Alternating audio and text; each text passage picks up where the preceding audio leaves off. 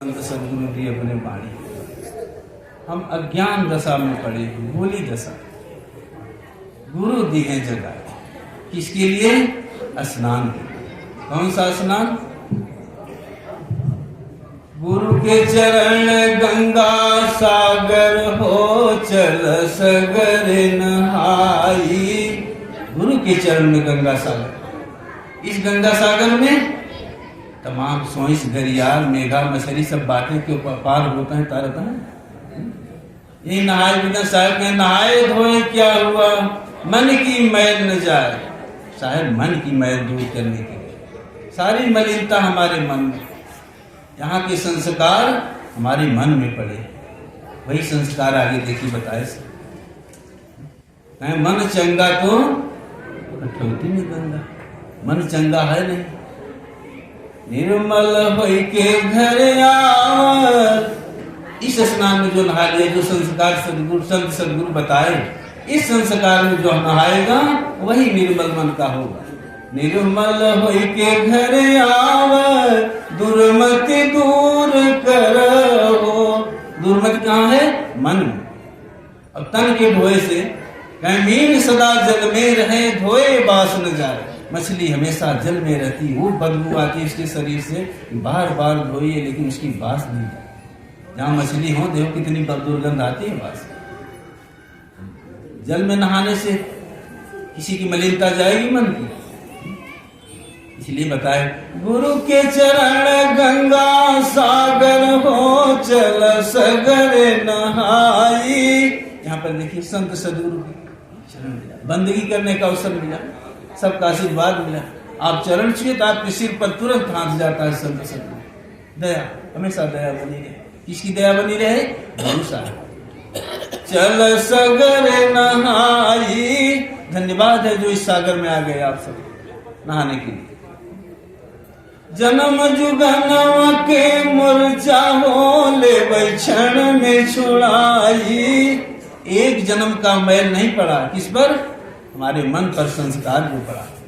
जहां जब से हम लोग जन्म मरण के चक्कर में पड़े, तब से हम लोग कर्म किए, कर रहे, और वही कर्म हमारे लिए बंधन है। कर्म का संस्कार कैसे मिटेगा? जब सत्य की तरफ। सत्य क्या है? वही जो दियना, नाम चिन्हिया से बाल के राखा दियना जलाई।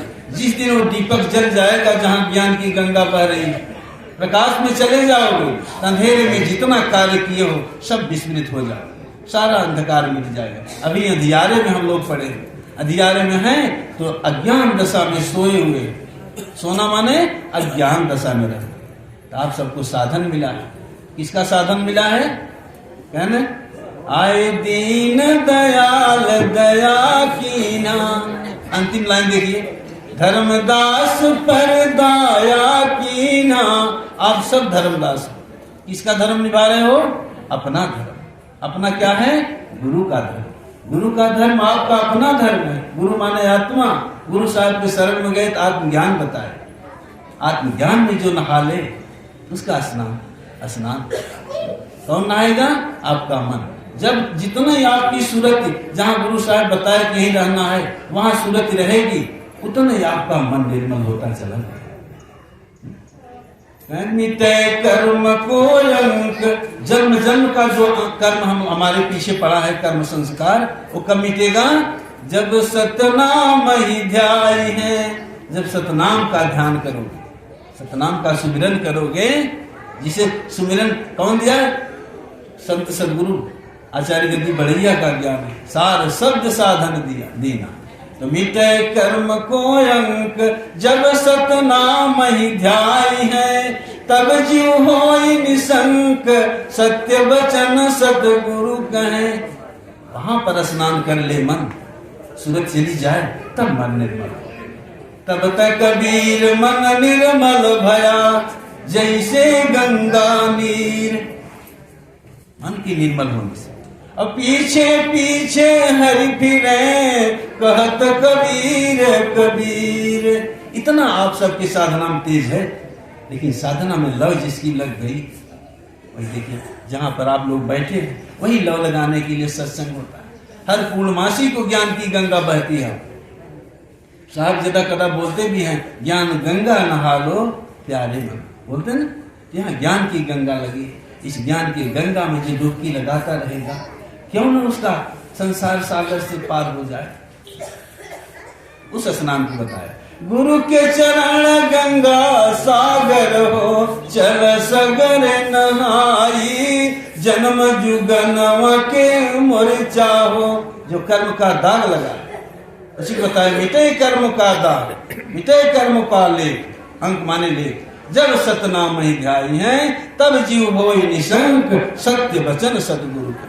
ये सतगुरु का सत्य वचन है। इस बात को पूरी तरह दृढ़ता से अपना करके उस सत्य सत्ता जहाँ है वहाँ सूरज लगाने की आदत हमेशा बनाई।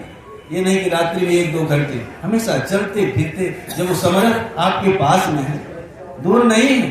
गुरु समर्थ सिर पर खड़े, जहाँ ज्ञान की गंगा बह रही, काह कमी तो ही दास। हर जगह तो सूरज भाग रही, जा रही, दूर दूर चली जाती।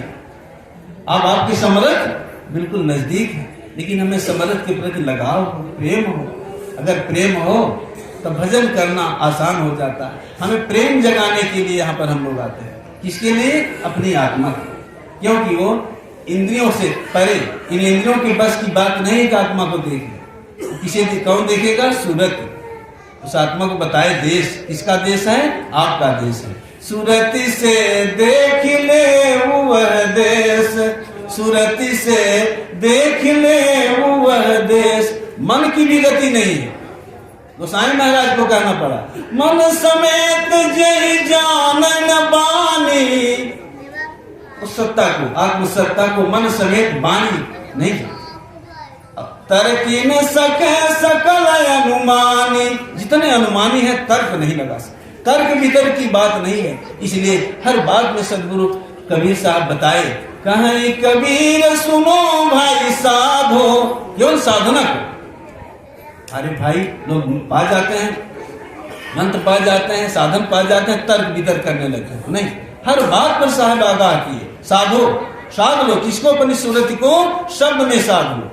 तब ज्ञान की गंगा अपने आप प्रवाहित होने लगी। तब आपको पूछना नहीं पड़ेगा कि हाँ कहाँ आत्मा क्या है, परमात्मा क्या है, जाएंगे। कितने लोग कर करते जाएंगे, मुक्ति मिलेगी, फिर चले आएंगे, क्या फायदा भजन करने की, फिर लौट के आएंगे। अरे पहले जाके देखो, जाके देखो। अगर जा करके वहां आपको न अच्छा लगे तो लौट आओ।